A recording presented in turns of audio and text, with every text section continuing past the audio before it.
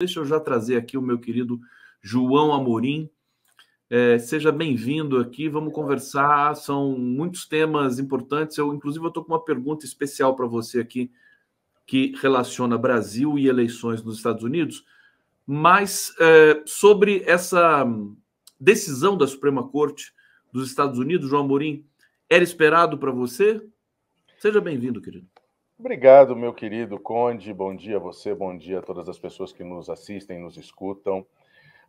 Sim, já era esperado. Lá atrás, quando Maine, né, e depois Illinois decretaram a inelegibilidade do Trump e, posteriormente, o Colorado, que foi o que deu origem a essa ação que tramitou na Suprema Corte, já era esperado, né, porque isso não é da competência dos estados, o que foi confirmado na decisão da Suprema Corte. A decisão foi baseada numa sessão, a sessão 3 da 14ª emenda, que foi a emenda constitucional aprovada após a Guerra Civil. Então, ela vem com uma série, né, de direitos, igualdade perante a lei, direito de voto, representatividade, etc., né? Foi inclusive a base, né, para a repercussão da libertação da abolição da escravidão, enfim.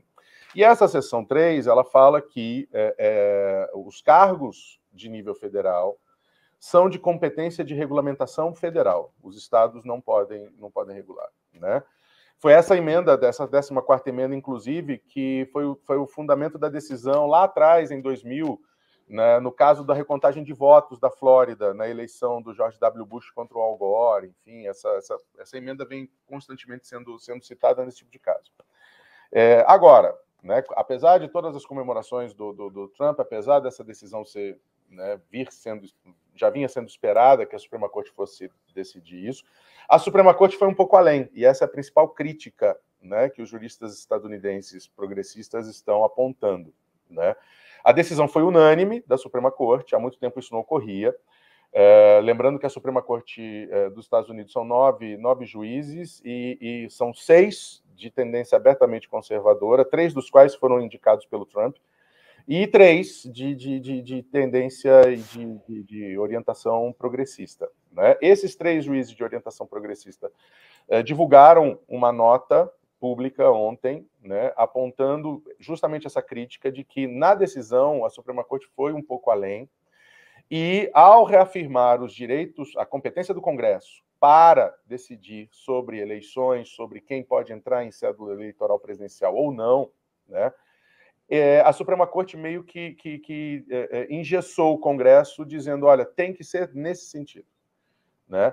O que muitos analistas estão apontando como pode vir a ser um precedente para que, em futuros casos de insurreição, como foi o 6 de janeiro, em futuros casos de contestação do resultado de eleições, né, a Suprema Corte acabe intervindo e anulando decisões do Congresso. O que eu percebi ali nessa decisão da Suprema Corte dos Estados Unidos é que eles dizem que quem tem que decidir sobre isso é o Congresso, não é a Suprema Corte. Eu queria que você comentasse isso, quer dizer, porque no Brasil, né, a gente acabou pegando um pouco o parâmetro de que o STF acabou decidindo muitas coisas, a revelia do próprio Congresso. E outra coisa que me chama a atenção também, queria que você explicasse para a gente, meu querido João Amorim, sobre a relativa autonomia dos estados americanos, né? Eles têm autonomia sobre muitas coisas, mas agora ficou patente que, diante de temas assim mais complexos, quer dizer, os estados realmente não podem apitar nada. Como é que funciona isso para você? Porque o Colorado, justamente aqueles estados, né, o Maine, Colorado e Illinois, foram os Illinois, tiraram o Trump da cédula, né? Foi. E agora vão ser obrigados a colocar de novo, é isso? Sim. E a decisão da Suprema Corte, inclusive, decide que eventuais casos semelhantes não vão poder sequer prosperar, não vão poder, se fosse no Brasil, nós diríamos que tem repercussão geral a decisão, né? Ou seja, qualquer ato administrativo contrário é automaticamente nulo, né? E desses 3 estados que declararam a inelegibilidade do Trump, outros 11 já tinham recusado, já tinham afirmado a elegibilidade dele, né? Agora, nos Estados Unidos, por conta da característica da formação da Federação Estadunidense, né, os estados acabaram reservando, né, eles abriram mão da sua soberania, lembrando que era uma confederação inicialmente, ou seja, uma associação de países independentes, vamos dizer assim, e depois, quando formaram a União, quando formaram o país uno, né, a Federação Una sob uma soberania só, os estados abriram mão da soberania, mas retiveram a autonomia plena. E aí ficou para a União, ficou para o Estado Federal, a competência federal, de inicialmente cuidar de defesa, né, defesa e segurança, defesa de fronteiras, né, e a criação de normas de assuntos de interesse geral, de interesse nacional, tá? Com algumas decisões posteriores da Suprema Corte, ao longo desses 200 anos, praticamente, essa competência foi sendo ampliada para alguns temas, né? Mas os estados retiveram uma autonomia gigantesca, muito maior do que as características da nossa federação, obviamente, tá? Agora, o grande ponto aí é que os Estados Unidos tem que ser analisado, a legislação americana tem que ser analisada com todas essas peculiaridades, tá? Mesmo que tivesse prosperado, né, a decisão de inelegibilidade, né, no frigir dos ovos, no final das contas, esses 3 estados, eles representariam 32 votos no colégio eleitoral de mais de 500 votos, sendo necessários 287 para a eleição do presidente. Então, a decisão da Suprema Corte, além de ter fundamento legal, eu acho que ela serve também, e talvez tenha sido essa uma outra preocupação, como freio para esse rastilho de pólvora. Diga. Mas abre o precedente para o Congresso tomar uma decisão depois, né? Quer dizer, foi de regulamentação, sim, de regulamentação, né, de critérios de elegibilidade. Veja, hoje, se o Trump for condenado nas 4 ações criminais que ele responde, uma delas, inclusive, por insurreição, né, por ter estimulado e participado ativamente do 6 de janeiro, né? Mesmo que ele seja condenado em primeira instância hoje, criminalmente, ele ainda assim pode concorrer à eleição. Isso está na legislação federal já. Tá? Então, assim, a gente tem que acompanhar com atenção, porque o desenvolvimento desses processos pode sinalizar, né, mensagens muito, muito perigosas, muito complicadas. Por exemplo, hoje começa o processo criminal da acusação de insurreição, né? E a Suprema Corte, apesar de não ter mencionado isso na sua decisão, não ter mencionado a questão da participação ou não da insurreição, até porque senão prejudicaria o julgamento futuro, ela praticamente deixa nas entrelinhas antevê uma questão de que, se não pegou em arma direto e foi lá liderar com a bandeira a insurreição, não cabe. É um argumento que a defesa do Bolsonaro vai gostar, mas a defesa do Bolsonaro é tão ruim, gente, tão ruim, nem vão nem chegar perto. Agora, deixa eu ir para o bate-papo aqui, trazer... A gente vai falar, viu, muito da questão também doméstica aqui do Bolsonaro. Aliás, eu tenho uma questão para o João aqui na próxima rodada, vai ser interessante. Deixa eu aumentar aqui o box do nosso comentário. Vivian Lee, tem dengue até na Europa. Bom dia. Meu Deus do céu, tem dengue em todo lugar do mundo. Gesilda Lima, Conde, a França não é o primeiro país do mundo a ter o aborto na Constituição. Já na União Soviética era um direito inalienável das mulheres que se manteve depois da queda da União Soviética. Interessante isso. A imprensa deve estar omitindo isso, né? Eu vou olhar a Constituição da Rússia. Eu acho que a imprensa está apagando esse fato, porque me parece muito crível que a União Soviética tenha sido pioneira mesmo nessa questão. Águida Montesquieu, amo seu modelo de informação, obrigado, querida. Ivone Arvelos, estou com dengue. Terrível. Melhoras, Ivone, melhoras. E pior que não tem o que fazer, né? Não tem. Tem descansar. Vivian ali, cadê as unhas? Café, João Amorim. Está descansando, né, agora? Estou sem. Eu por conta da correria, elas estavam horríveis, descascadas, eu tive que tirar. Mas já tenho horário marcado. Mostra as unhas aqui para gente, João Amorim. Olha lá. As unhas não estão café. Estão ao natural hoje. Hoje estão ao natural. Natural. Pavlova Segala, oi meninos, estou aqui. Nós estamos aqui também, viu, Pavlova? Que maravilha. Olha só, ontem um internauta no podcast, que eu apresento aqui também na TVT, no canal do Conde, às 5 da tarde, convido todo mundo a assistir, disse que a possível prisão do Bolsonaro antes das eleições dos Estados Unidos pode ter influência lá na eleição do Trump. O que você pensa sobre isso? Eu levei muito a sério esse comentário, porque assim, o mundo está de olho aqui também, né? Sempre está muito atento ao que a justiça brasileira está fazendo, e o caso do Bolsonaro é um caso, vamos combinar, internacional, quer dizer, é um ex-presidente bandido, né? Que tem todo o direito de se defender, mas como diz o Ciro Gomes, todo bandido tem direito de se defender, é o que está preconizado na nossa Constituição. O que você pode dizer para a gente sobre isso?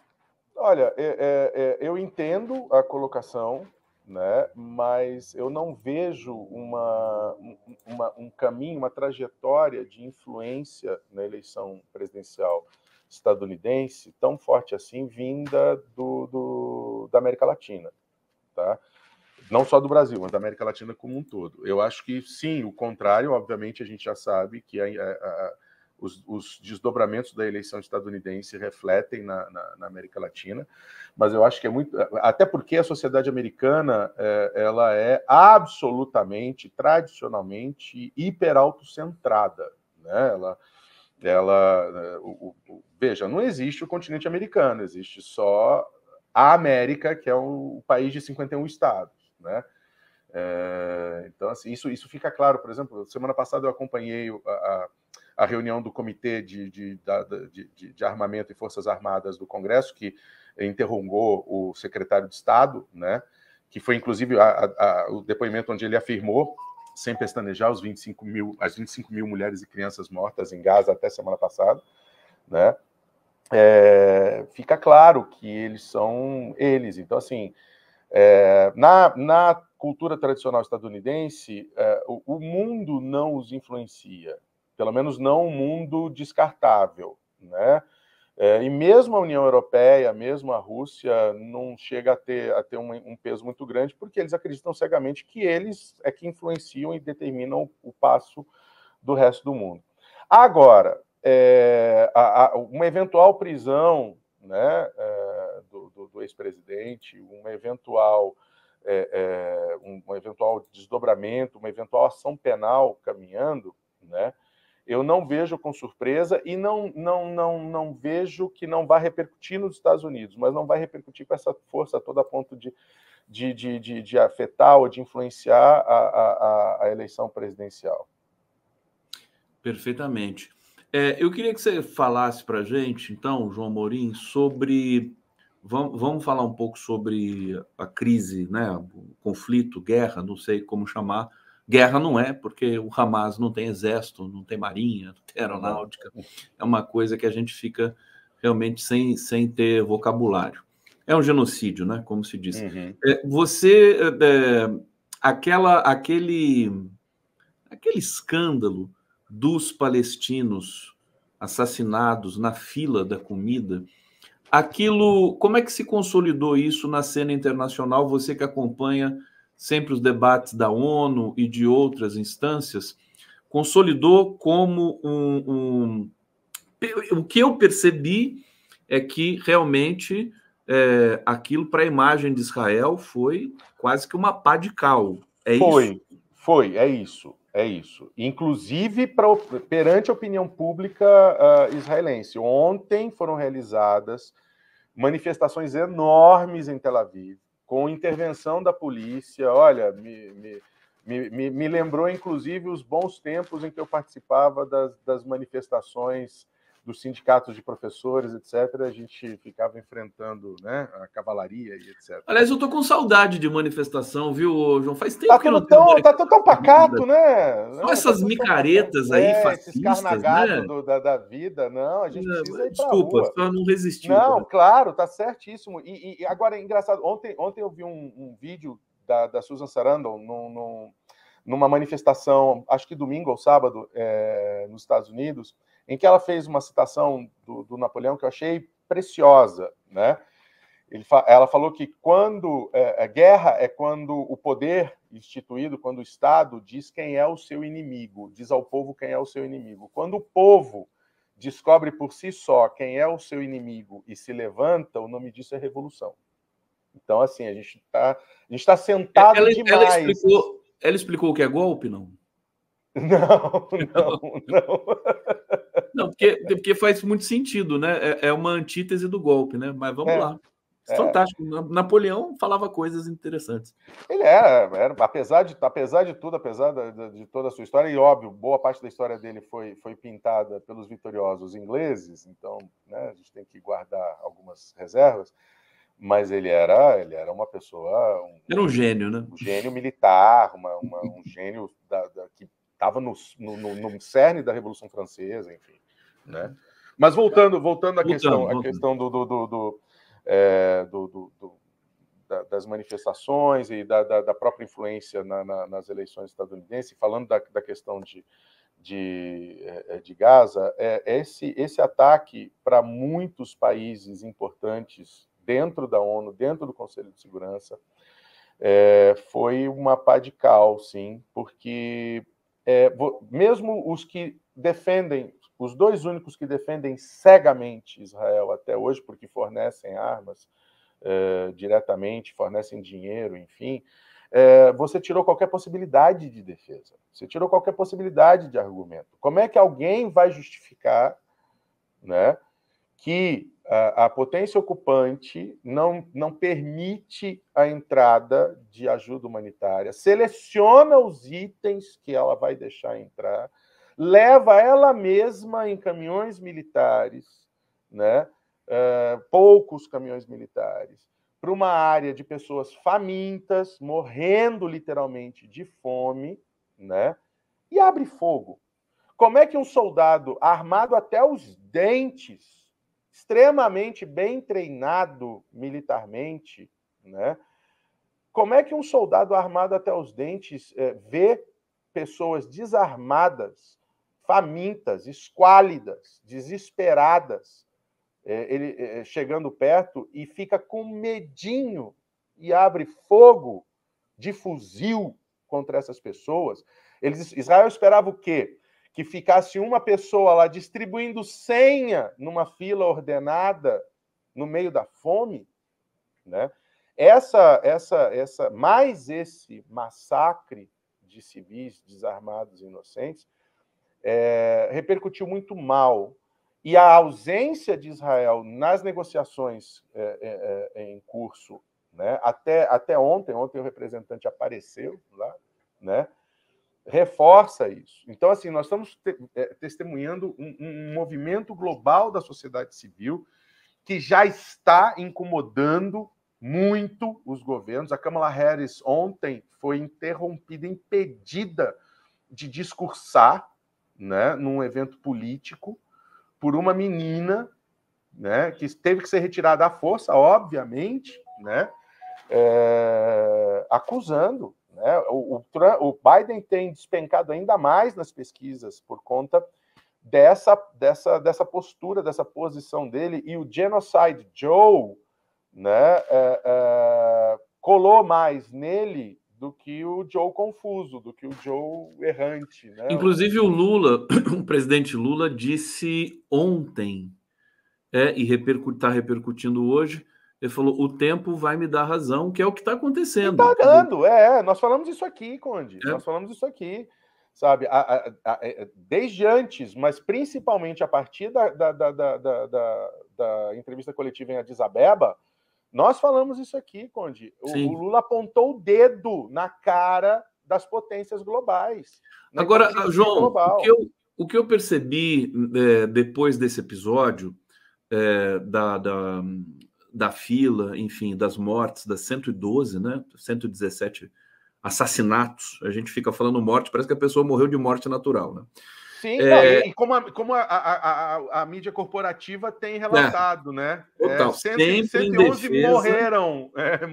Isso, morrer, parece que a culpa é do palestino, né? Não, ele morreu, ele estava lá na fila e que decidiu morrer.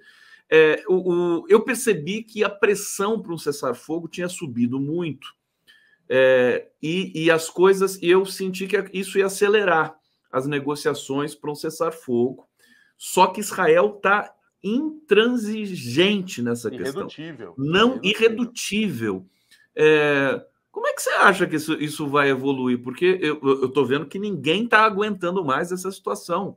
Israel vai ter que ser... Não tem como obrigar... Quer dizer, se os Estados Unidos resolverem, né, sancionar Israel, né, acho que só assim, talvez, pelo menos do ponto de vista retórico. Sim, eu acho que não vai ser, infelizmente, né, não vai ser pelas vias diplomáticas da negociação, dos bons ofícios e da boa vontade que a determinação inflexível de Israel em varrer, em fazer uma limpeza étnica e, como dizem os membros do governo israelense, varrer os palestinos do seu território, né? Do seu território palestino, não estou falando do seu território israelense, né? Vai ter que ser aprovado algum tipo de sanção ou de ameaça, e por isso eu não vejo essa solução num futuro próximo e urgente, como urgente é a questão de pararmos o genocídio, né? De pararmos a carnificina e a limpeza étnica. Eu estou muito preocupado com o início do Ramadã agora, neste final de semana, porque o governo israelense vem anunciando há muito tempo, já vem ocorrendo bombardeios na região de Rafah, né? Desde sexta, tá? Mas a incursão militar, e isso também reforça a urgência e a pressão pelo cessar-fogo dos países da comunidade internacional, porque está todo mundo vendo que Israel muito provavelmente pode cumprir e deve cumprir o seu plano já anunciado de iniciar a operação militar terrestre em Rafah no Ramadã. Lembrando que o Ramadã é um mês sagrado dos muçulmanos, onde do nascer do sol ao pôr do sol eles não comem nada, como forma de fazer com que cada muçulmano sinta o que é passar fome e, com isso, desenvolva e aprofunde ainda mais a sua solidariedade com seus irmãos. Esse é o sentido do Ramadã. Me perdoem se eu estou sendo simplista, eu sou só um curioso e admirador, né, dos preceitos da religião islâmica.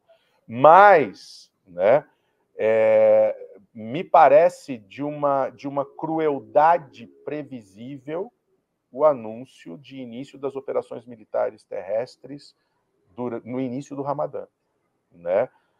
Então, assim, eu estou observando com muita preocupação. E a julgar, né, pelo caráter do Netanyahu e do governo israelense, eles podem estar preparando uma carnificina para esse Ramadã. E Israel, o Egito já levantou o tom mais ainda de voz, porque uma das coisas que Israel coloca como condicionante, e o Egito faz parte das negociações de paz, é que o Egito abra a fronteira para os refugiados que quiserem fugir, né, quiserem ir para o Sinai, possam ir. Né? Lembrando que desde o início da operação militar, os bombardeios vêm empurrando 1.200.000 pessoas, 1,5 milhão de pessoas para a fronteira sul, para encurralá-los na região de Rafah. É uma loucura. O Muhammad Ali não é o boxeador, evidentemente, porque o boxeador já não está mais entre nós, mas essa figura simpática aqui está dizendo: sionismo é igual aqueles filmes nazistas sádicos. Eu estou colocando essa mensagem aqui porque ontem, por coincidência, eu tenho um filme do Polanski que eu gosto muito, que é O Pianista. Aliás, eu adoro o Roman Polanski. Maravilhoso. Diretor. E o pianista, né, vários prêmios, ele ganhou o prêmio como melhor diretor, mas não recebeu porque ele é proibido de pisar. Ele está banido dos Estados Unidos. Está banido dos Estados Unidos, acusado de estuprar uma menor e tudo mais, o que, na verdade, a própria vítima já se manifestou dizendo que já perdoou o Polanski, que aquele não tem nada. Enfim, é uma história que não vou agora dizer aqui para vocês, mas vou dizer o seguinte, as cenas do pianista desse filme são aquelas cenas terríveis em que os nazistas pegam as pistolas, né, e matam. Tem uma cena que os nazistas entram num apartamento residencial, num prédio, chegam ali na mesa de jantar, tá a família judia ali jantando, manda todo mundo se levantar e um não se levanta porque é cadeirante, um velhinho. Aí eles pegam esse cadeirante e jogam da janela. E assim, de quem que eu lembrei? Do Netanyahu. Do Netanyahu. Claro. Para mim, essas imagens agora, desses filmes, evocam, lamentavelmente, Israel. E tem uma coisa que vem me chamando a atenção, Conde, além de toda a barbárie, além das similaridades com o método do Holocausto, né, de extermínio em nível e ritmo industrial, tudo. Como esse movimento global da extrema-direita, essa ressurgência global da extrema-direita, como ela é uniforme, inclusive na estética, né? Inclusive na reprodução e na repetição de mensagens e de imagens estéticas. Acho que foi no site da FEPAL, agora não me lembro onde eu vi, uma foto de 1943 de soldados alemães segurando vestidos, né, de mulheres judias, brincando, tirando foto com vestidos de mulheres judias, e uma foto agora, né, de 2023, de soldados israelenses tirando o mesmo tipo de foto, né? E isso é uma coisa que eu não vejo as pessoas refletirem, os analistas, né, refletirem muito sobre isso, porque é óbvio, né, que o genocídio é uma barbárie em si, né? Mas a gente não pode deslocar isso das mensagens que estão sendo mandadas. E a principal mensagem que Gaza manda para o mundo hoje, além da hipocrisia da comunidade internacional, além da hipocrisia e da conivência e da cumplicidade dos países desenvolvidos com o genocídio, além da participação direta, uma das mensagens que está sendo mandada a partir de Gaza é: nós podemos fazer isso com qualquer pessoa. Nós podemos fazer isso em qualquer lugar, porque ninguém pode nos impedir. E aí isso me preocupa bastante. Isso me preocupa bastante, porque não é só a negligência e o entorpecimento do mundo. Nós estamos vivendo momentos de redefinição das estruturas e das relações de poder global, não só da geopolítica, não só da geoeconomia, mas do poder, e, sobretudo, um poder que não sobrevive, que não convive com democracia, com igualdade, com Estado de Direito, com respeito à lei. Né? Isso inclui, né, toda essa associação da religião com a extrema-direita, da religião pentecostal com a extrema-direita, né? Mas para mim é muito claro essa inércia, né? Essa conivência. Né? Nós podemos considerar qualquer povo desse planeta, qualquer povo que ouse não se submeter a nós, como um povo descartável. E é contra isso que toda a humanidade tem que se levantar também. Também. Porque isso é um projeto global de dominação. De poder, né, que está conectado com esse ultraliberalismo também. Não Sim. Vamos esquecer a questão... ontem eu vi uma matéria sobre um filósofo, não me lembro a nacionalidade dele, dizendo que é incompatível capitalismo e democracia. São duas coisas incompatíveis. Quer dizer, a gente vai acabar chegando nessa conclusão fatalmente. Né? Deixa eu agradecer aqui o Mário Lamas, está aqui colaborando conosco. Muito obrigado. Mohamed Ali dizendo: a história se repete e tanto museu para que isso não se repetisse. Que, aliás, é Verdade. a essência, Que tem de museu... Mohamed. E é a essência, Mohamed, da necessidade de da necessidade ideológica de manutenção da memória do Holocausto. Sabe? Perfeitamente. É que não se repita, e vem se repetindo. Temos que ter memória dos palestinos também, né? Daqui a pouco, né? Esperando que acabe essa... Eu acho que assim... Vamos ter que ter um monumento. Uma outra possibilidade... Eu acho que seria uma vergonha ainda maior para a humanidade. Da mesma forma que é importante para a memória, etc., mas da mesma forma que dos países africanos de onde partiam os fluxos de escravizados, né? Em cada praia, né, você tem um monumento que é de uma força imagética de revirar o estômago, que é uma fila de pessoas entrando numa porta, num portal, ou seja, a vida deles vai acabar ali na entrada daquela porta, né? Eu queria muito poder ver, antes de eu partir, a Palestina triunfar, o povo palestino ter os seus direitos reconhecidos. Há quem diga que já triunfou, quer dizer, resistir a todo esse... Né, 70 anos. E mudar os parâmetros globais sem dúvida, função de uma resistência heróica, né, que é o que está acontecendo ali.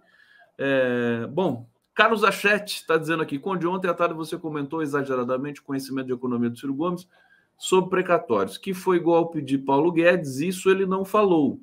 Leia o Nassif. Em vez de ler o Nassif, eu vou conversar com o Nassif já na quinta-feira, então a gente vai resolver essa parada já na quinta-feira, meu querido Carlos Achete. Deixa eu trazer você um pouquinho para o Brasil, meu querido Murim. O que mais se fala hoje, inclusive a Maíra Goulart está chegando aqui, eu vou falar sobre isso com ela, eu já vou esquentando aqui os tamborins com você, que você também entende da cena nacional, evidentemente, embora seja professor de Direito Internacional da Unifesp. Os militares estão se descolando agora, em definitivo, do Bolsonaro, como se o Bolsonaro tivesse largado agora os leões, não tem um militar interessado em defender Bolsonaro, evidente, né? Também eles pensam na própria sobrevivência. E os depoimentos dos ex-comandantes no governo Bolsonaro, do comandante do Exército, que é o Freire Gomes, e da Marinha, e da Aeronáutica, que é o Batista, né? O da Aeronáutica chegou a depor? Depois, 10 horas. 10 horas de depoimento. E a Polícia Federal, enfim, disse que a Polícia Federal está felicíssima com os depoimentos. Quer dizer, eles fecharam todos os nós, né? Fecharam tudo. E agora eles vão prosseguir na coleta de provas. Eu queria saber de você, quer dizer, é um momento... De que adiantou aquela manifestação na Paulista, né? Que ela foi grande e tudo mais, mas não adiantou nada. O que adianta para o Bolsonaro isso?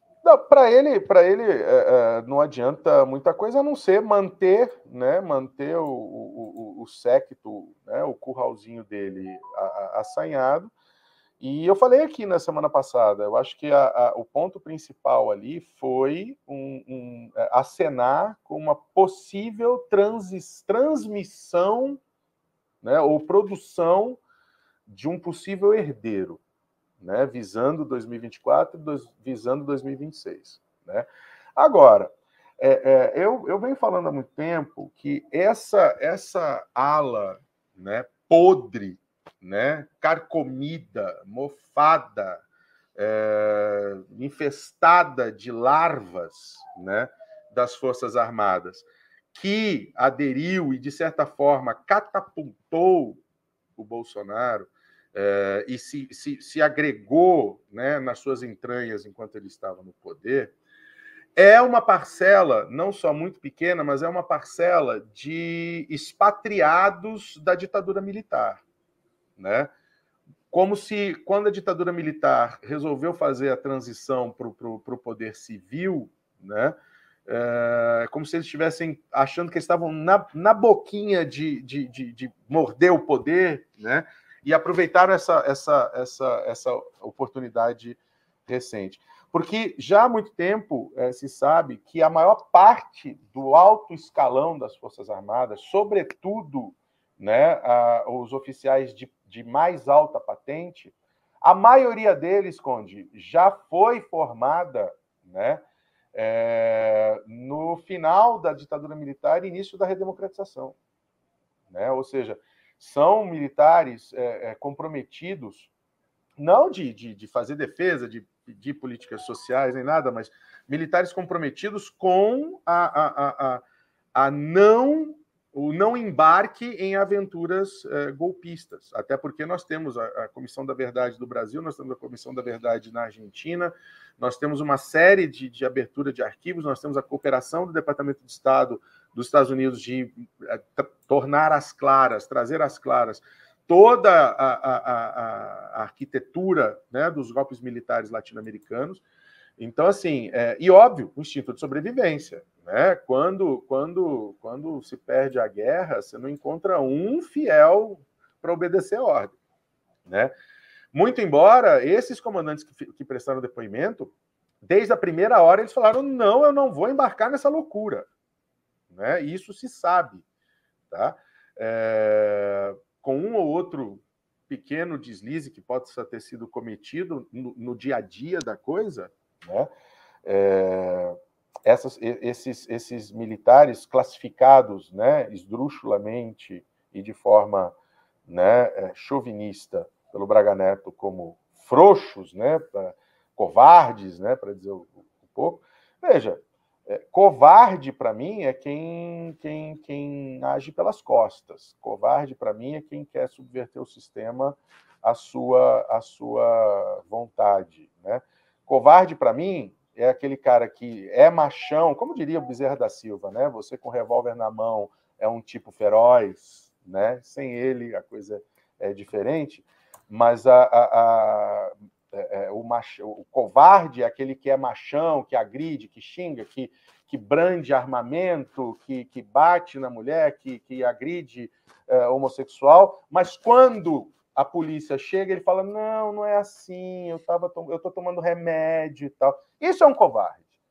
O que é fiel à Constituição, sobretudo o militar que é fiel à Constituição, não é covarde. Muito pelo contrário. Tem que ter muita coragem para, num ambiente de repressão, de totalitarismo e de ditadura, né, de brutalidade, você fala: não, isso não é certo, eu não vou fazer. A maioria se acovarda e segue, né? Olha só, aqui vamos entender o que é covardia, né? E o Bolsonaro é especialista nisso, né?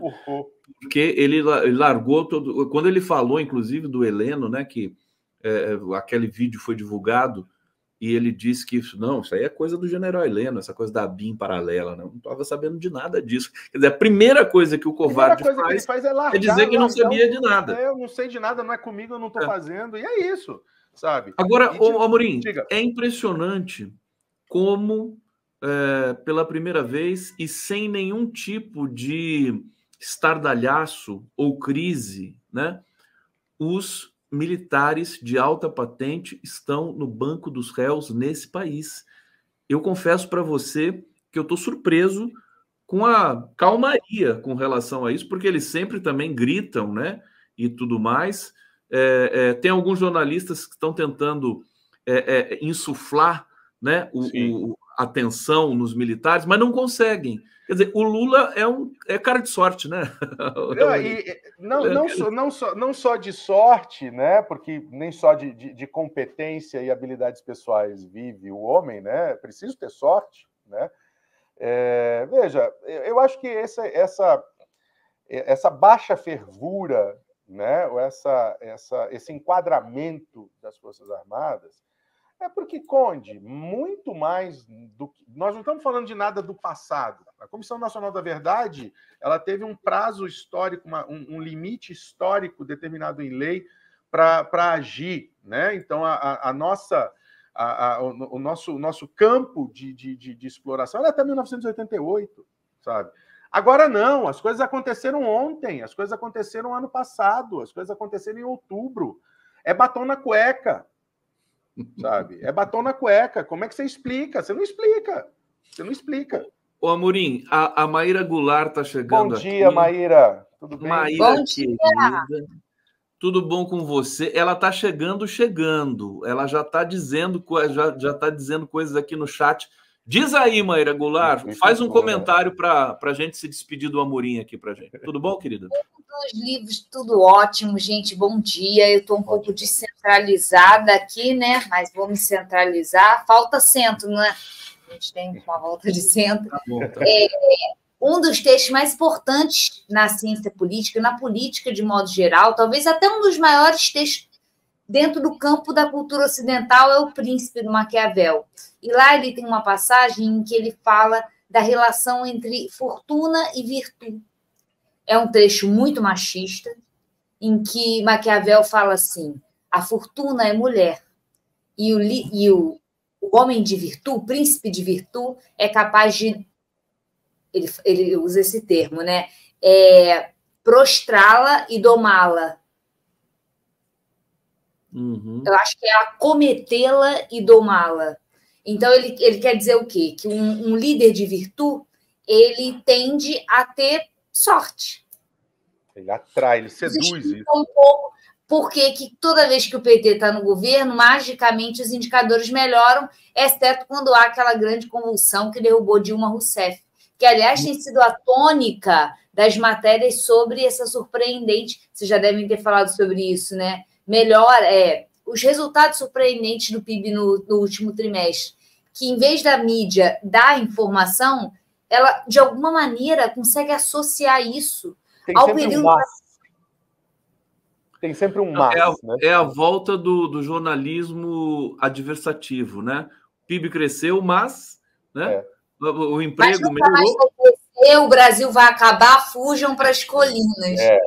Acho interessante a matéria, no dia que foi narrado, o fato que fez uma associação esquisitíssima com a Dilma, e eles usaram um termo que eu achei interessante, uma forma de pensar que eu achei interessante, que era numa frase em que eles diziam que a Dilma caiu por conta disso, no Globo. Fizeram uma associação entre a crise econômica e a queda da Dilma, como se um presidente, dentro do nosso regime constitucional, pudesse ser derrubado por essa razão. É um parlamentarismo econômico, né? Ditado pelo mercado, né? Meu querido João Amorim, deixa eu agradecer você. Obrigado pela presença, sempre luminosa aqui. A gente vai seguir com a Maíra Goulart. João volta na semana que vem para continuar a nossa resenha semanal aqui. Obrigado, João. Um beijo para vocês. Tchau, obrigado. Tchau, Maíra. Até terça. Tudo de bom para vocês. Sigo assistindo vocês aqui. Beijo.